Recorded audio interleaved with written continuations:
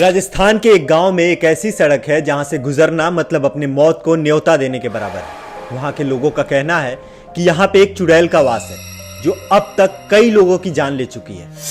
नमस्कार, मैं हूं पीयूष सिंह और स्वागत है आपका मेरे चैनल रात का रहस्य में। इस गांव में एक रवि नाम का लड़का रहता था जो गांव से करीब 15 किलोमीटर दूर एक हॉस्पिटल में काम करता था।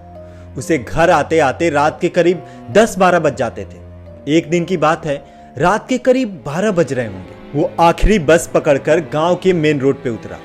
वो रोज की तरह लेट हो गया था, लेकिन उसे आज घर जाने की कुछ ज्यादा ही जल्दी थी। पूरा सड़क सुनसान था, आसमान में बादल छाए हुए थे, हल्की हल्की हवा चल रही थी, लग रहा था कि बारिश होने वाली है। रवि आज लंबा वाला रास्ता छोड़कर शॉर्टकट लेने का फैसला किया। वो एक सुनसान सड़क थी जिसके दोनों ओर बड़े बड़े और पुराने घने पेड़ थे। सड़क इतनी खाली थी कि उसके खुद की चलने की आवाज उसे साफ साफ सुनाई दे रही थी। लेकिन वो जैसे जैसे आगे बढ़ रहा था उसे महसूस हो रहा था कि उसे कोई देख रहा है। कुछ दूर चलने के बाद उसे अपने पीछे किसी के पैरों की आहट सुनाई दी। वो डर के रुक गया। धीरे से पीछे मुड़ के देखा तो पीछे कोई नहीं था। उसे डर तो लग रहा था, लेकिन उसने इस बात को नजरअंदाज कर दिया और आगे बढ़ने लगा। उसे चलने की आवाज फिर से आने लगी।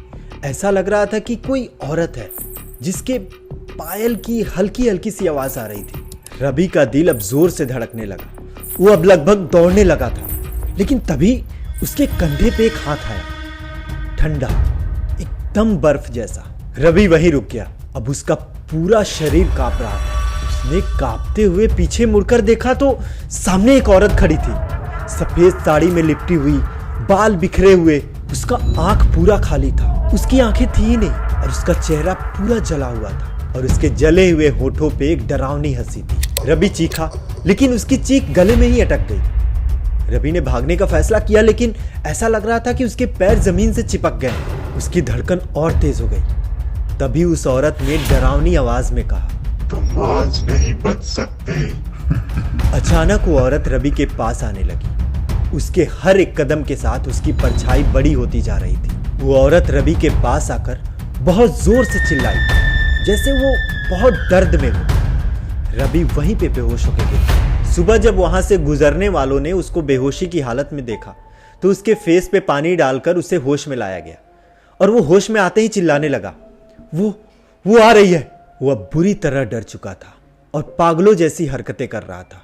वहां के लोगों का कहना है कि वो भूत नहीं है, वो एक दर्दनाक कहानी का साया है।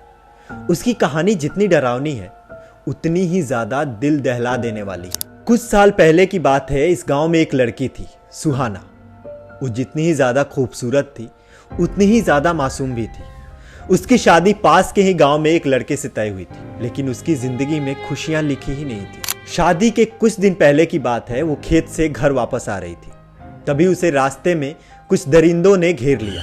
उसने बचने की बहुत कोशिश की, लेकिन वो दरिंदे उसे खींचकर उसी सड़क पे ले गए। उन लोगों ने उसका मुंह दबा रखा था, जिससे सुहाना की चीख किसी तक पहुंच ही नहीं पा रही थी। जब वो दरिंदे अपने इरादे में कामयाब हो गए तो सबूत मिटाने के लिए उन्होंने सुहाना को जिंदा आग में जला दिया। कहते हैं कि जलती हुई सुहाना चीखती रही, उन लोगों से मदद की गुहार लगाती रही, लेकिन उन दरिंदों ने उसे नहीं छोड़ा। धीरे धीरे उसकी आवाज धीमी हो गई और सब कुछ खामोश हो गया।